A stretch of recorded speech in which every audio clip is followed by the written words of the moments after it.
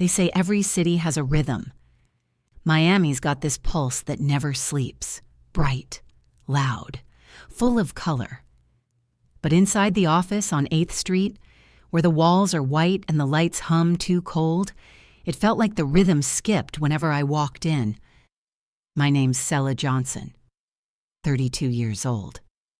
Senior designer at one of the top creative agencies in South Florida, Solstice Visuals.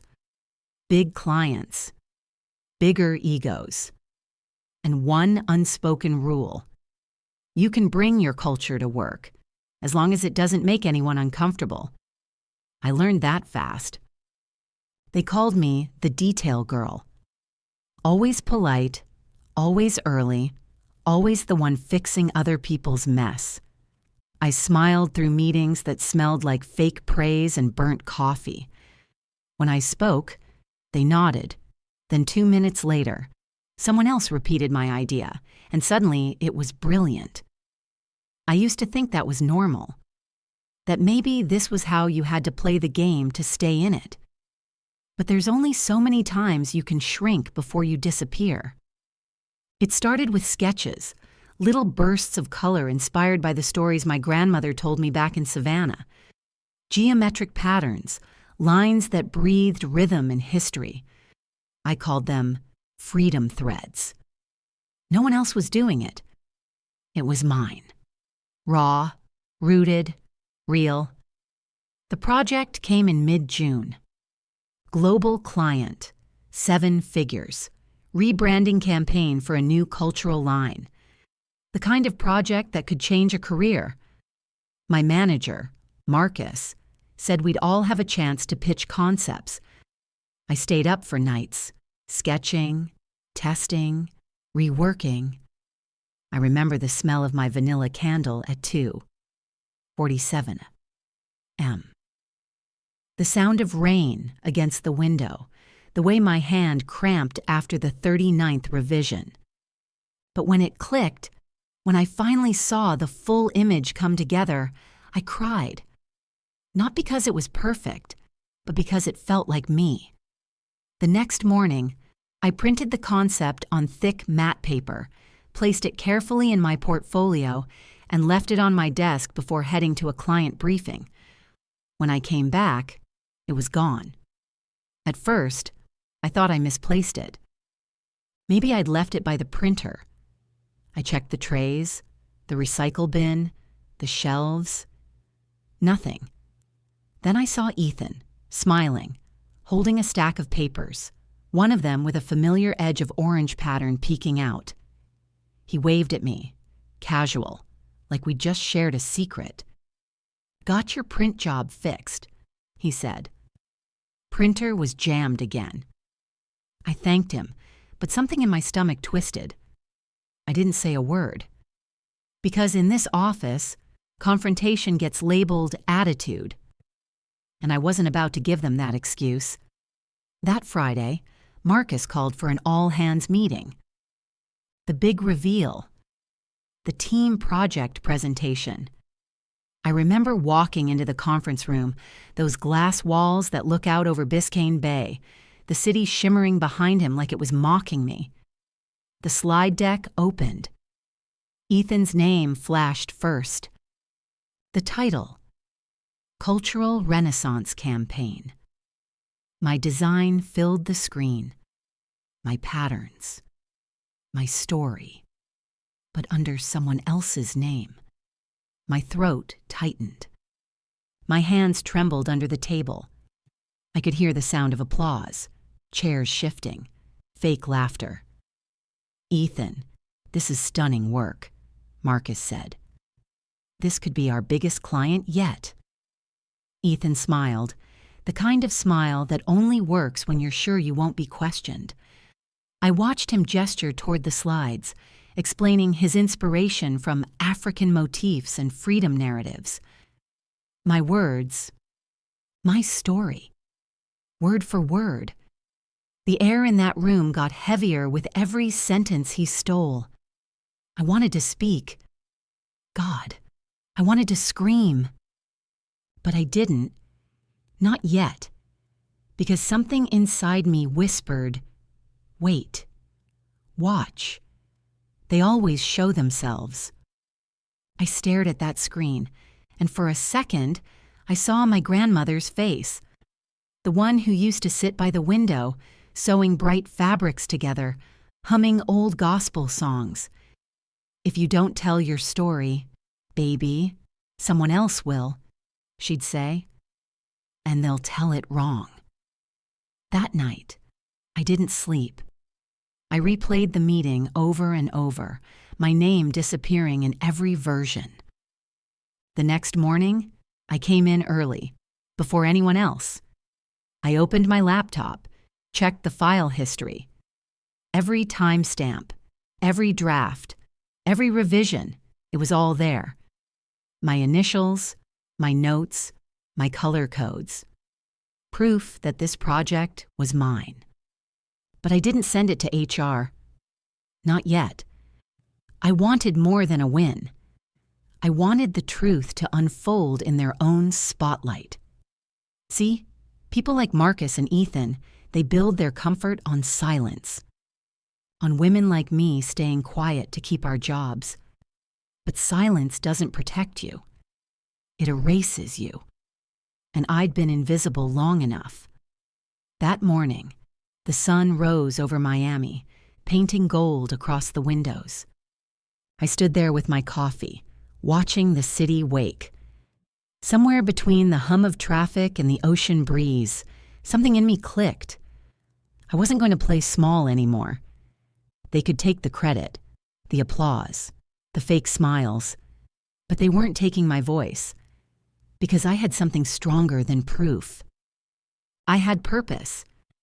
And that's the thing about purpose. It doesn't whisper.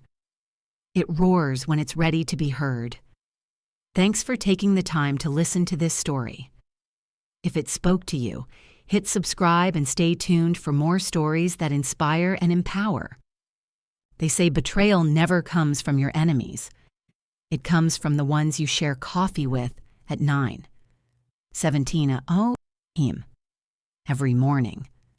The ones who laugh at your jokes, who copy your playlists, who ask for your help just for formatting. That's how it was with Ethan. Monday morning, 8:02 a.m. June 19th, 2 days after the presentation. The air in the office was thick with congratulations. "We're going to pitch to the client in New York next week," Marcus announced. "Ethan, prepare the final deck." My name wasn't mentioned once. I smiled, nodded, said, "Congratulations." Inside, something cracked. Not rage. Not yet. More like the quiet snap of a string that had been stretched too tight for too long. Ethan passed my desk later, holding 2 caramel lattes. "Double shot. No foam, just how you like it," he said. I took it, thanked him, watched him walk away. That was the moment I knew how deep the game went. He wanted to keep me calm, keep me close, keep me useful. He didn't realize I'd already started collecting every trace of truth. Every email, every draft, every timestamp. The project folder, Cultural Renaissance Final, had 12 subfolders, 97 files. I knew because I built it. The earliest sketch dated May 3rd, 11:42 p.m. My initials sat right there in the corner. S. J. But in the version Ethan sent to Marcus, metadata showed last modified, June 7th, by E. H. One change. One lie. One stolen line of code in the story of my life. I remember sitting there, watching the cursor blink on the screen, thinking, he really did it. The kind of betrayal that feels both personal and professional, where it's not just your work they take, it's your worth. That week moved slow. Every time someone passed by my desk, I felt eyes scanning me like I was a ghost walking among the living. HR sent an email. Reminder: teamwork and professionalism are the foundation of our culture. That's corporate talk for don't start trouble. I drafted 6 different responses, deleted every one of them. Instead, I started documenting, folder by folder, email by email. I created a timeline. May 3rd, initial sketches. May 9th, color palette presentation. May 14th, Ethan asking to borrow my Wacom tablet because his pen pressure's off. I saved screenshots, backups, and copies of chat messages. If they were going to erase me, I'd make sure they tripped on the evidence. June 22nd, 3:31 p.m. Marcus called me into his office. He sat behind his glass desk, sunlight cutting across his face. "Selah," he said, "you've been doing great support work. Ethan told me you helped refine some of the assets. Thank you for being such a team player." My ears rang. Support work. That's what he called 200 hours of design, research, cultural study, and sleepless nights. Support work. I forced a smile. "Of course," I said. "Happy to help." He nodded, already back on his laptop, typing God knows what. That night, I went home, turned off every light, and just sat there. Miami outside my window buzzed with life, music, sirens, laughter. I felt disconnected, like I was floating in someone else's movie. But beneath that numbness was something sharper. I pulled out my grandmother's old patchwork quilt, the one she made in '79, with tiny diamond patterns of red, green, and gold. Every piece had a story.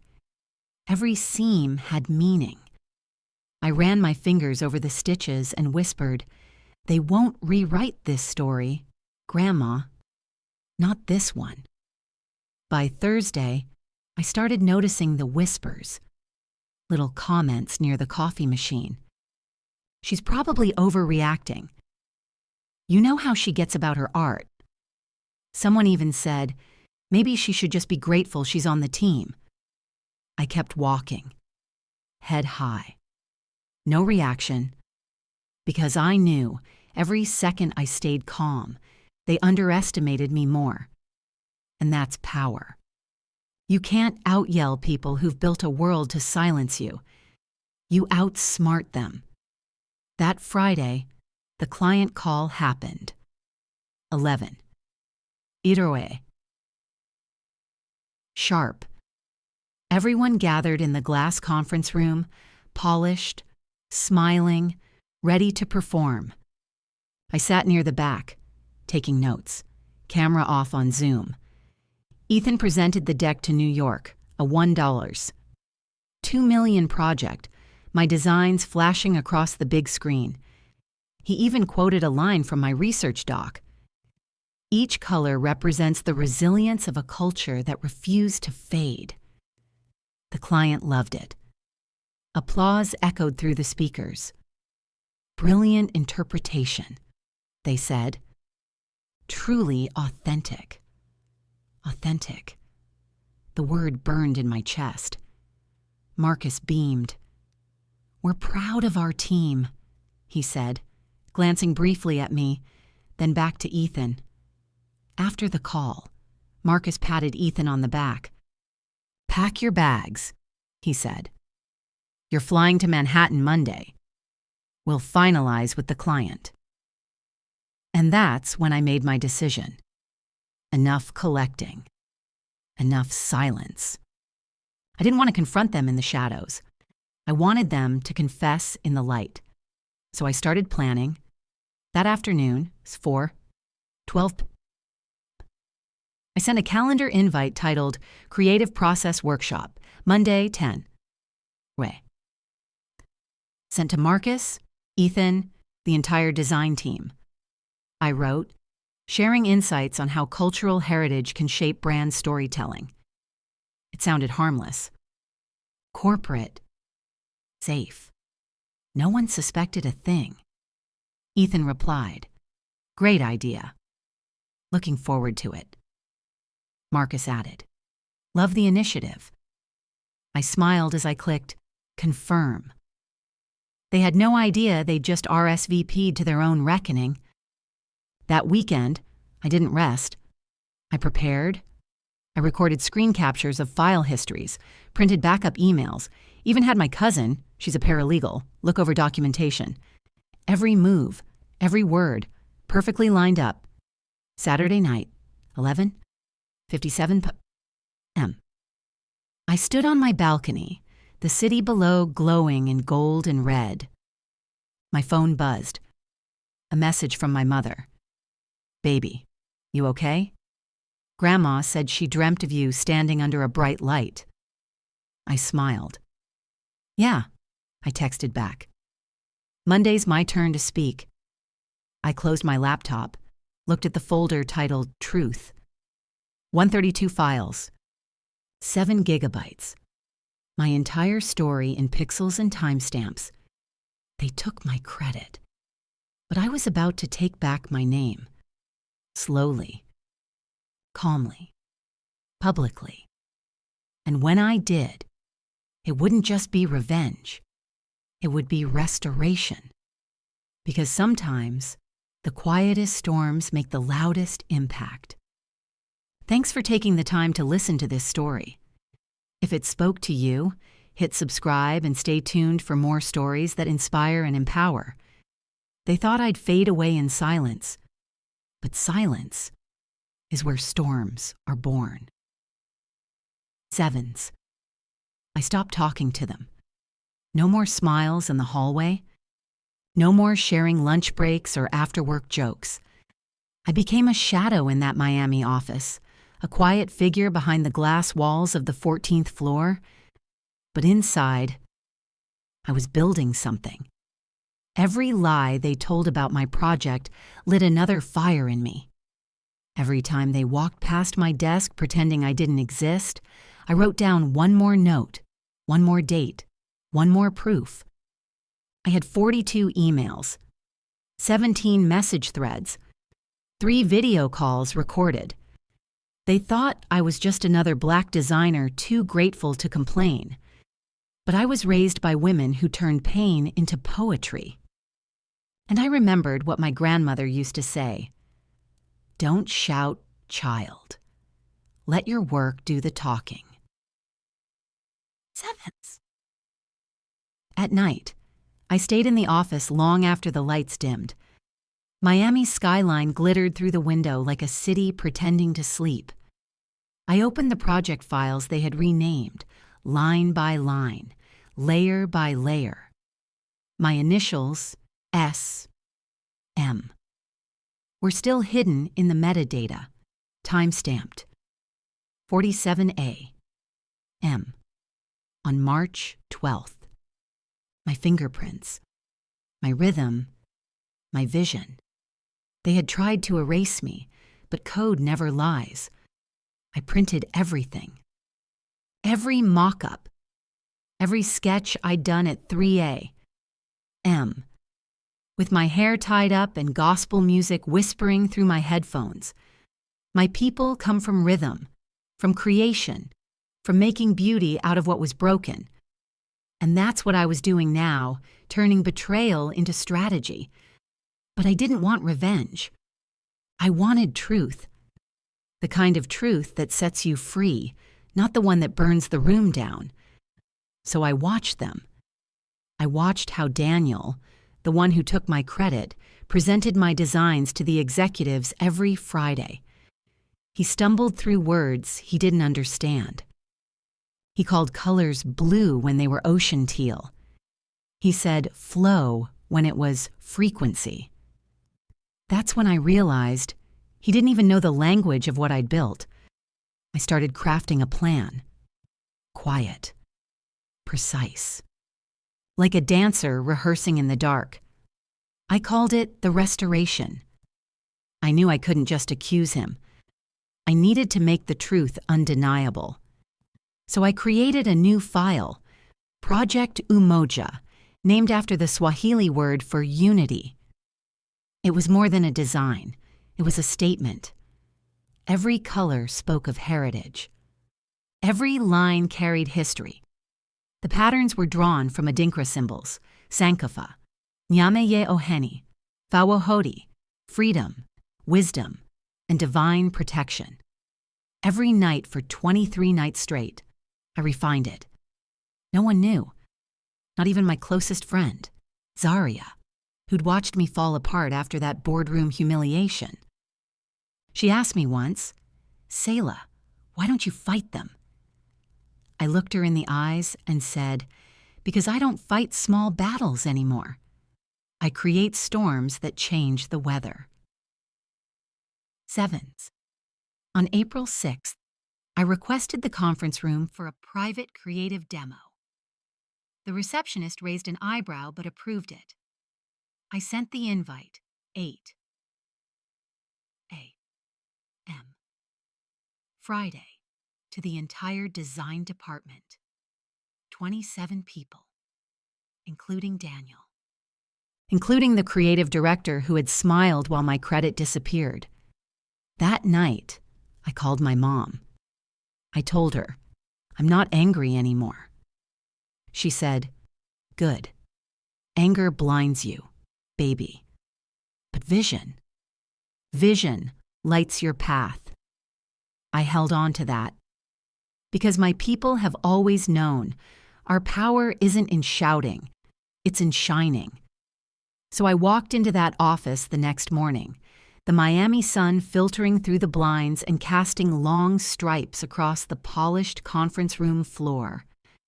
My hair braided down my back, each braid a quiet tribute to generations of women who had carried resilience in their strands, carrying wisdom that could not be erased. I wore the same gold earrings my grandmother wore when she left Georgia in 1968 to find work in Florida, a symbol of courage and hope, of survival and sacrifice. Legacy isn't just something you inherit. It's something you defend every single day, sometimes quietly, sometimes with fire in your chest, and always with your dignity intact. The room smelled faintly of coffee and polished wood. The projector hummed to life, casting a pale rectangle of light against the wall. I could feel every pair of eyes on me even before I spoke. Curious, tentative. A few smirks from the back row where people thought I wouldn't notice. And Daniel, leaning back, arms crossed, that same confident smirk, convinced this was just another one of my creative check-ins that he had learned to dismiss. He didn't realize this was different. Not another update. Not a casual presentation. This was me reclaiming everything they tried to take, my name, my work, my dignity, without ever raising my voice. I could hear the faint tap of fingers against laptops, the shuffle of papers, the quiet clearing of throats. Everyone was waiting, though they didn't know what for. And in that moment, I felt something deeper than anticipation. I felt ancestry and purpose coursing through me. Every late night, every sketch, every vision that had been stolen, every invisible effort, every whispered doubt I had ever had, all converged into one focused point. The hum of the projector became a heartbeat, syncing with mine, steady and unrelenting. I pressed play. The screen flickered, and my project unfolded. Every frame, every color, every note of my creative fingerprints unmistakably mine. The office went still. Even the fluorescent lights seemed to dim, as if the room itself was holding its breath. I noticed a subtle shift in posture. Daniel straightened slightly, eyes narrowing, realizing this was no ordinary check-in. The smirks faded. Murmurs started at the back row but quickly died down as every piece of evidence, sketches, emails, timelines, voice memos, spoke louder than anyone could interrupt. I watched them take it in. The tension was thick, almost tactile. Some of my colleagues had to bite their lips to keep from speaking. Some leaned forward, pens hovering over notebooks. And I realized that this wasn't just about me. It was about showing everyone in that room the power of truth, diligence, and persistence. That the work of a Black woman, often overlooked, could not be erased, diminished, or appropriated. It demanded recognition, and it deserved respect. I could hear my grandmother's voice echoing softly in my mind, telling me, "They can try to take your name, Selah, but they cannot take your roots. Stand, show, and the world will see what you carry." Every braid, every earring, every step into that room was a statement. I wasn't just presenting a project. I was presenting my heritage, my bloodline, my story, and asserting that no one, not Daniel, not anyone, could rewrite it. The first slides rolled through, annotated with dates, email chains, and original sketches that traced back weeks, months, every step meticulously documented. The rhythm of the presentation was like a heartbeat in the room. I could feel the weight of it. The room shifted. Eyes widened. Daniel's arms, once confidently crossed, now twitched slightly, a flicker of recognition crossing his face. And the more the story of the project unfolded, the more I felt a calm, unshakable strength inside me. I was standing on the shoulders of the women who had come before me, and their courage fueled every wordless sentence, every visual evidence, every detail that said, "I am here. I am recognized. I am unstoppable."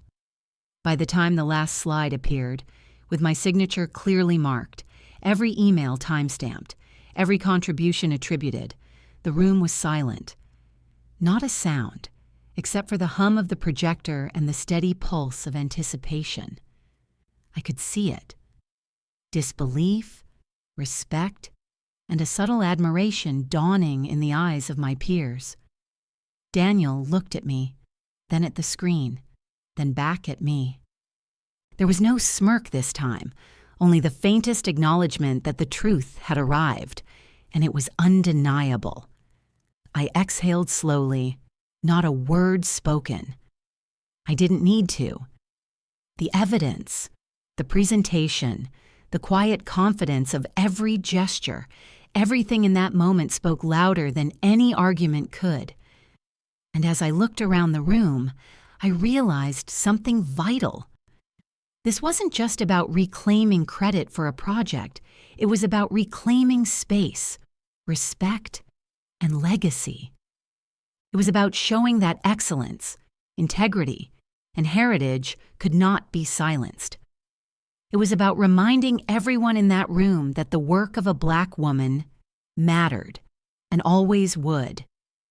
The screen filled with images, my sketches, my early drafts, my timestamps, the raw Photoshop files with my digital signature embedded deep within the layers. The room fell silent. And over that silence, I spoke softly, but every word carried the weight of generations. And Vince, this is the story of a design that was born out of culture, out of color, out of rhythm. This is not just work. This is identity. Sevens. I didn't accuse. I didn't name names. I just showed them the truth. Raw, undeniable, beautiful. That day, the quiet storm had arrived. Talk to me.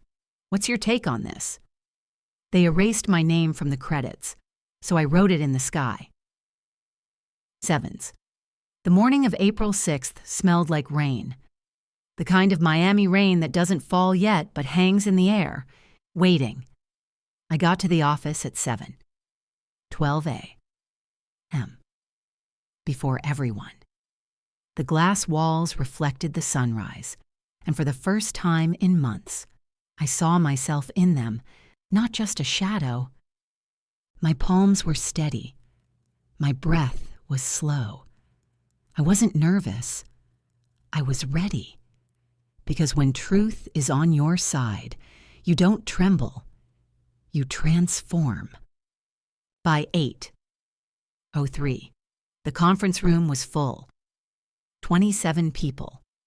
Executives, designers, even interns curious to see what Selah had planned. Daniel was there too, scrolling through his phone like he had somewhere better to be. The creative director walked in last, coffee in hand, pretending not to look guilty. I smiled. "Thank you for coming," I said, calm and clear. The kind of calm that makes people uneasy. I clicked on the projector. The screen lit up with a single sentence. They called it his project. A murmur rippled across the room. Someone whispered, "Wait, what?" I let the silence breathe for 5 seconds, long enough for everyone to feel it. Then I said, "Let me tell you a story."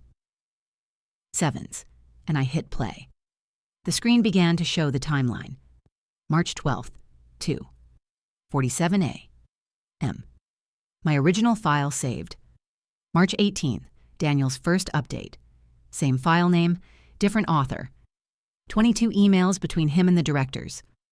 15 design layers copied, renamed, and exported within 12 minutes. It wasn't just plagiarism. It was theft dressed in confidence. I spoke over the visuals, steady as a heartbeat. This project, Umoja, wasn't built overnight. It was built through 184 hours of sketching, research, and storytelling rooted in heritage. Every curve, every line was inspired by African symmetry, by the language of color my grandmother taught me when I was 7. Sevens. Someone in the back gasped when the video zoomed in on my digital signature. S.M. 31225, buried in the metadata of the first draft. I didn't have to say a word. The truth was glowing on the screen, undeniable, time-stamped, eternal. Daniel's face drained of color. He opened his mouth to speak, but I raised a hand. "No, please, let me finish." Sevens. Then came the next part. A video recording, March 20th, 9:42 p.m. Daniel's voice during a Zoom call, telling the client, "Yeah, I designed this concept myself." His tone confident, arrogant. Recorded perfectly from my backup. I didn't look at him. I just kept narrating. When I started in this company, I believed in teamwork. I still do. But teamwork doesn't mean theft. Collaboration doesn't mean erasure. By now, no one dared move. The creative director's hand tightened around his coffee cup. The HR manager was already typing something under the table. The air was electric, tight, heavy, charged. I walked toward the center of the room. "You took my story," I said softly, "but stories told in truth always find their way home." And then, without warning, the final slide appeared, live on the company's internal channel. Over 312 employees watching remotely as the stream showed the same evidence, same footage, same voice. My presentation wasn't just a meeting, it was a revelation. I saw the chat explode on the side of the screen. Sevens? Wait, Selah did this? Sevens? That's her design. Sevens? She's the real one. Sevens, I heard the creative director whisper. Turn it off. But it was too late. Truth had already gone public. Then came the sound I'll never forget. Applause. Not loud. Just a few hands at first. Then more. Until the whole room was clapping. I didn't smile. I didn't cry. I just stood there, still, letting the sound wash over me like rain after a long drought. Daniel tried to stand, muttered something about a misunderstanding. I looked at him and said, "No, it was clarity. You just didn't expect it to arrive." Sevens? And then, something unexpected happened. My mom texted me. She'd been watching the live stream. One message, 3 words, Sevens, you did right. Sevens. That's when I finally exhaled, because it wasn't just about me. It was about every Black woman who ever had her ideas stolen, her voice silenced, her brilliance renamed. It was about rewriting what power looks like in a place that never expected it from someone like me. When I left the conference room, the Miami rain finally broke through the clouds, soft and cleansing. I walked through the lobby barefoot, my heels in my hand, the rain tapping against the glass. Behind me, I heard whispers, my name, not his. And for the first time, it felt right. Thanks for taking the time to listen to this story. If it spoke to you, hit subscribe and stay tuned for more stories that inspire and empower. They thought the spotlight would blind me, but they forgot.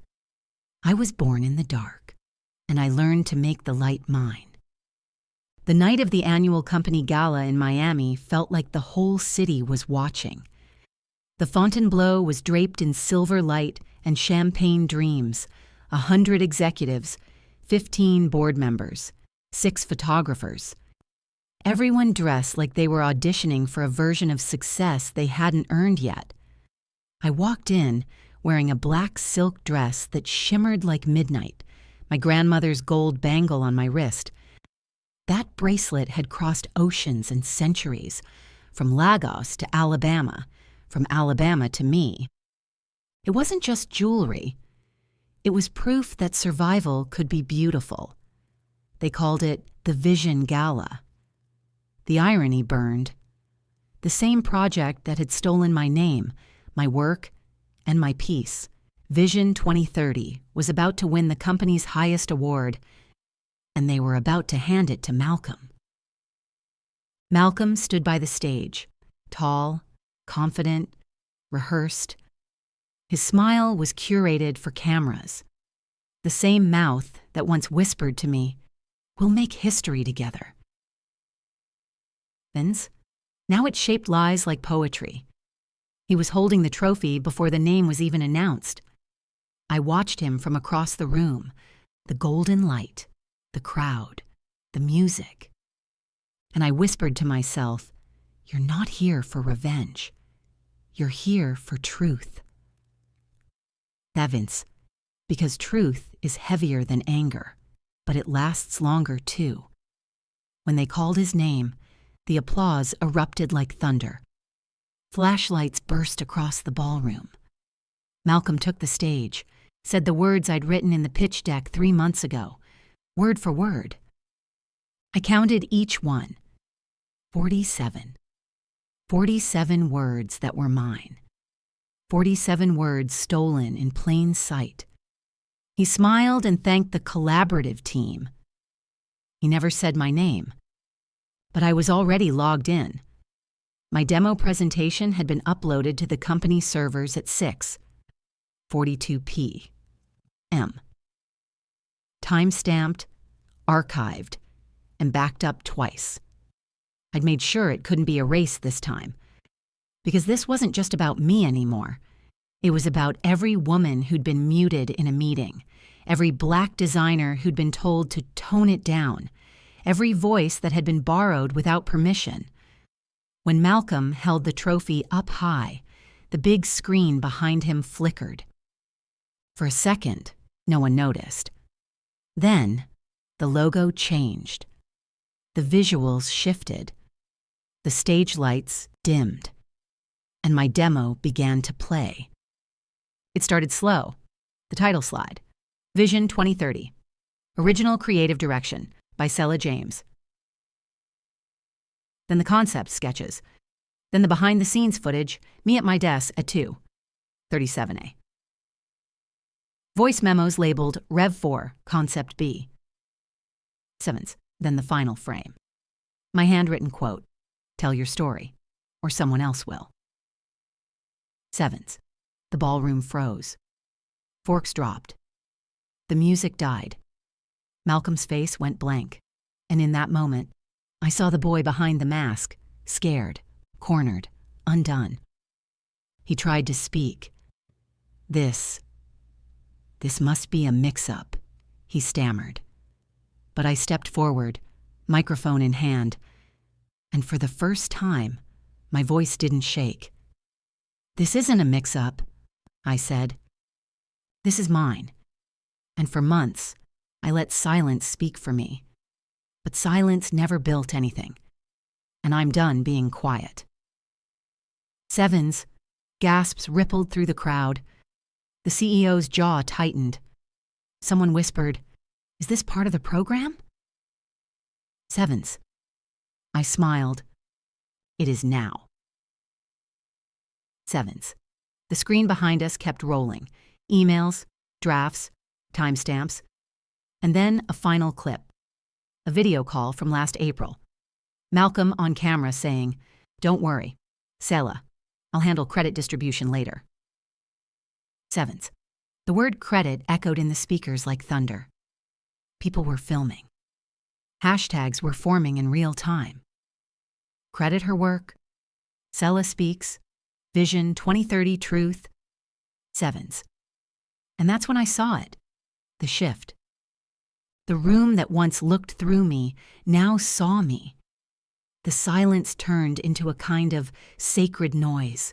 Not pity, not outrage. Recognition. Malcolm dropped the mic. The CEO asked to pause the program. The PR team scrambled. But it was too late. The truth was already viral. I stepped down from the stage, and as I walked through the crowd, I felt every eye follow me, but this time, not as an accessory to someone else's story. I was the story. As I reached the doors, Malcolm grabbed my arm. His voice cracked, the first real sound I'd heard from him in a year. "Selah, I didn't mean for it to go this far." 7's. I looked at him. The man who'd betrayed me for a promotion worth $38, $10 more than mine. "You did," I said softly. "And it cost you something you can't buy back." 7's. He let go, and I walked away. Outside, the Miami air hit my face, warm, salt-heavy, alive. I could hear the ocean whispering just beyond Collins Avenue, like it was singing an old song my ancestors used to hum while working, praying, surviving. And I realized something. This wasn't revenge. This was resurrection. The next morning, my inbox flooded. 212 messages. From strangers, from other Black women in tech, from interns who'd watched the clip go viral overnight. One said, "You gave us courage." 7's. Another said, "They won't erase us anymore." 7's. And in that quiet, with my phone buzzing beside me, I whispered my grandmother's words, "The truth ain't loud, baby, but it always echoes." 7's. Cinematic closing line, to end the segment powerfully. 7's. They tried to bury my name under theirs. But I grew roots through the concrete. And tonight, I bloomed in front of them all. 7's. After the storm, the city looked the same, but I was no longer the same. And neither was anyone who had watched the truth unfold. 7's. The morning after the gala, Miami's skyline glowed with the early sun, indifferent to the chaos that had shaken Fontainebleau the night before. I woke to 517 unread messages, emails, texts, DMs, a flood from colleagues, strangers, mentees, journalists, and even clients. Some congratulated me, some questioned, some sought advice. And I read each one, not because I had to respond immediately, but because each one reminded me that truth had weight, and my actions carried ripples far beyond that ballroom. The company was in upheaval. Leadership meetings ran back to back. HR departments scrambled to address complaints, acknowledgments, and gaps in recognition. The CEO personally called me at 9:12 a.m. Her voice tight but respectful. "Selah, your courage has shaken us. We are reviewing all policies. I want to ensure every contribution is properly credited moving forward." Sevens. I nodded, quietly, remembering that night, the stage lights, Malcolm's frozen expression, and my own heartbeat that refused to falter. It wasn't triumph, not yet. It was the beginning of reconstruction. I scheduled meetings with my team, not for anger, not for blame, but to rebuild trust. 36 people gathered in the conference room, faces tense, curiosity, relief, and caution, all mixing in one breath.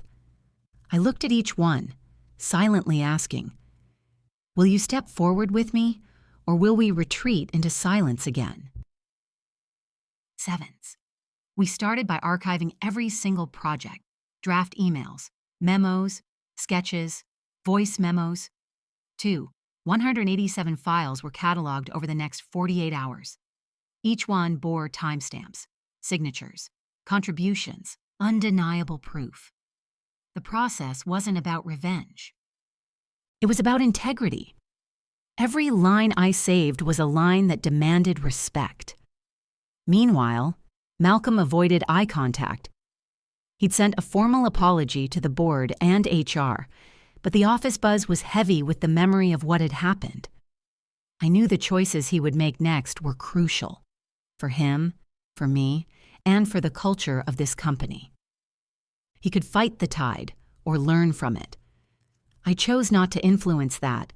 My energy had been reserved for lifting others, not punishing him.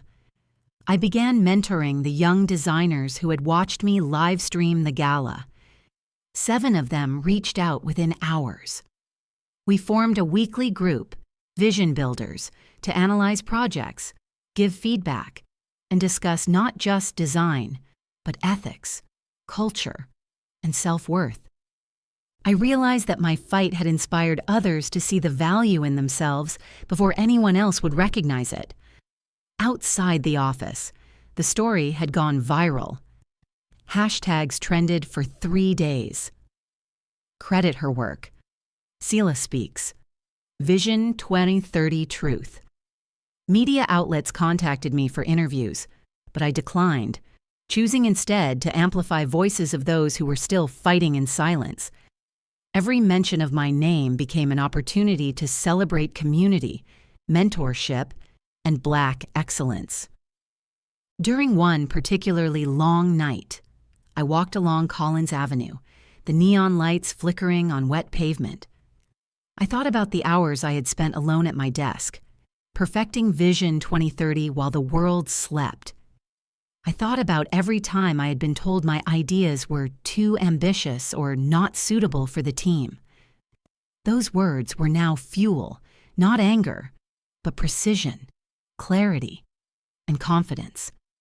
The company recognized me formally a week later, but I did not celebrate in isolation. I invited my family, my mentees, and even former interns who had watched me quietly work behind the scenes. 34 people crowded into my apartment for a small, joyful gathering. Stories were told. Laughter filled the room. We honored every late night, every sketch, every sacrifice. It wasn't a victory party. It was a ceremony of persistence, community, and survival. Even Malcolm approached me during the week. His tone cautious, almost human. "Selah, I see now. I understand what I lost." I nodded. no gloating, no malice. It's done, I said. Learn from it. That's all you can do. 7s. I walked back into the office that Monday with a sense of authority not tied to title or recognition, but to principle, integrity, and the ability to inspire change. Every glance, every conversation, every nod carried weight. People listened differently now because they had witnessed a woman choose authenticity over anger and leadership over vengeance. By the end of the month, several policies had changed. Mandatory project credit documentation, anonymous reporting of unethical practices, and structured mentorship programs. The interns and young designers I was guiding became visible in meetings, confident, vocal, and proud. I watched them grow and realized that my true work was not the project stolen, but the legacy built in response to it. At night, I would still stand on my balcony, the Miami skyline reflecting the struggles and triumphs of 1,000 lives. I whispered my grandmother's words again. Selah, your story is your strength. Let no one take it from you, and share it freely. The city was alive, indifferent, and yet I felt deeply connected to my heritage, my culture, and the countless others who would rise because someone chose courage over silence. And now, to anyone listening, stand for yourself, lift others, protect your voice, honor your culture. Your story matters. Your brilliance matters. When injustice comes, respond not with bitterness, but with resilience. Mentor, share, rise, and let your actions create pathways for those who will follow. Comment, share, and tag someone who needs to hear this today. Build your legacy. Rise above. Lead with courage. The city was quiet after the gala, but my mind raced like the neon reflections bouncing off Miami's wet streets. The Fontainebleau's windows glimmered behind me, each light a reminder of the lives intertwined with mine, colleagues, mentors, interns, strangers who had watched the story unfold online. I held the flash drive once more, but not because I needed proof. It was a relic, a talisman of the fight I'd survived.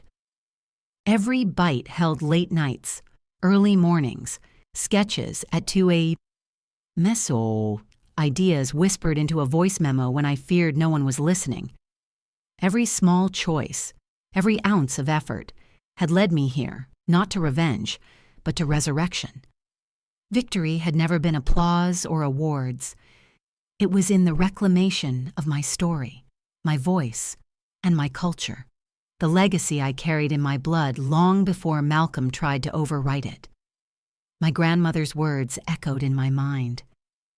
Selah, when they try to erase you, grow anyway. Make your roots so deep, they can't pull you out. Let your story bloom where they said you couldn't survive. 7s.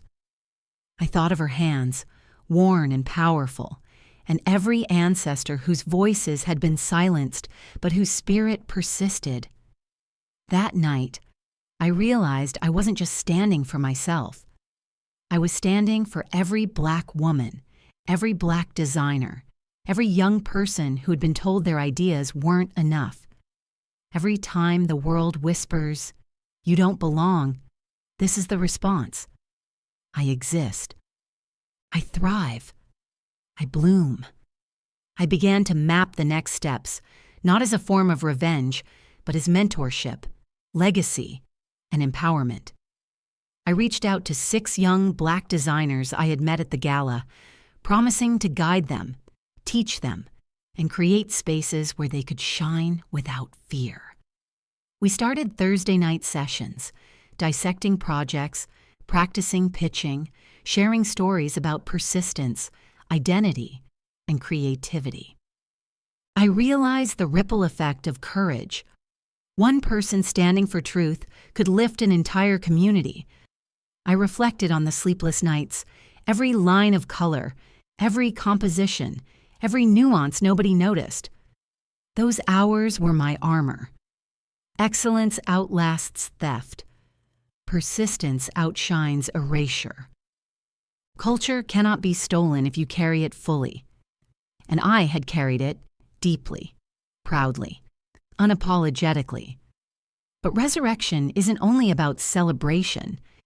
It's about reflection and responsibility. I reached out to the company board, not to punish, but to advise.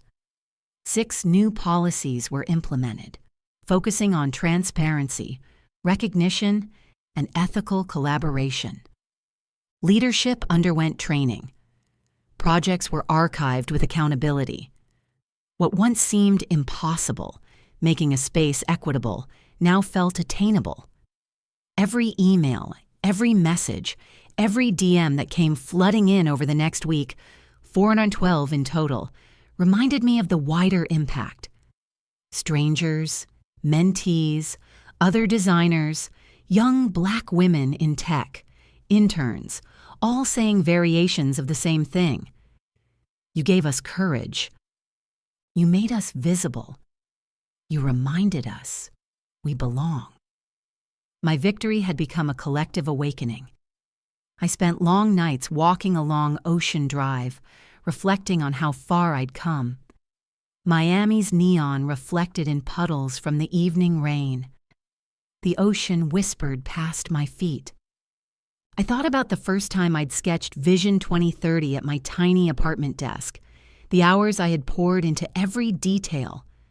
My grandmother's voice, my ancestors' resilience, every moment of doubt and determination, it all converged into a single truth. Integrity is stronger than fear. Courage outlasts betrayal. And culture is indestructible. I began mentoring, writing, speaking, sharing the story far and wide. I hosted workshops, podcasts, and virtual sessions. The message was consistent. Stand tall. Protect your voice. Celebrate your culture. Mentor those who need guidance. Because when one of us rises, we lift others. I thought about Malcolm. I didn't seek revenge. I didn't gloat. I realized that his loss was not my gain. It was a lesson. People make mistakes, betray, and fail to recognize their own privilege. My choice was resurrection, not retaliation, to turn pain into legacy, betrayal into leadership, and darkness into light. That night, alone on the balcony, I whispered to myself, "This is the life I choose. This is the legacy I honor. And this is only the beginning." And now, I speak to you. If you've ever felt invisible, overlooked, muted, or erased, your story matters. Your work matters. Your culture matters. Rise anyway. Build anyway. Mentor anyway. Protect your voice. Shine in spaces that tried to hide you. Lift others as you climb. And when the world tries to bury you, let your brilliance speak so loudly that no one can ignore it. Share your story. Tag someone who needs to hear this. Mentor a young designer. Build a legacy that cannot be stolen. Rise. Always rise.